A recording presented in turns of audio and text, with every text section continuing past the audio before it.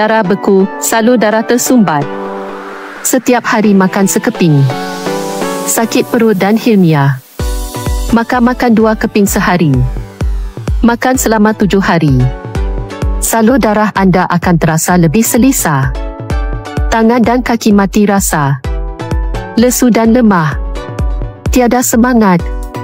Kerap kencing, desakan kencing, gatal kulit, makan ini.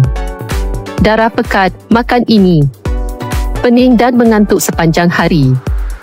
Saya mencadangkan anda membeli lebih semasa promosi ini. Cuba produk buah hawthorn tanpa biji dari Xinjiang ini. Ramai yang tidak tahu hawthorn adalah makanan berkali semula jadi. Untuk mereka yang kerap makan makanan berminyak, masin dan tidur liwat. Makan secara berkala adalah sangat baik. Maka beli lebih semasa promosi. Setiap tahun kami memilih hawthorn keluaran Cik Lau dari Gunung Yiming. Dipanggang pada suhu rendah secara tradisional. Mengkekalkan nilai nutrisi dan rasa buah asal. Mempunyai rasa masam manis dan lembut, disukai oleh orang tua dan kanak-kanak. Bayar 1 sen untuk memperbaiki 2 penunjuk.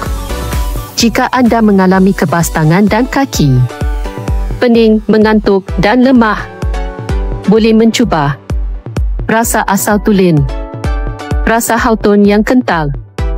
Mengandungi serat makanan, protein, vitamin dan pelbagai mikronutrien. Bukan sahaja sedap, malah mempunyai nilai pemakanan yang tinggi. Protein tinggi dan lemak rendah. Teruskan makan dalam tempoh tertentu.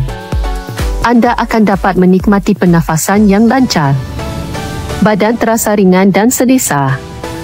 Sama ada pagi atau selepas makan. Cara makan pun tiada yang boleh dipersalahkan.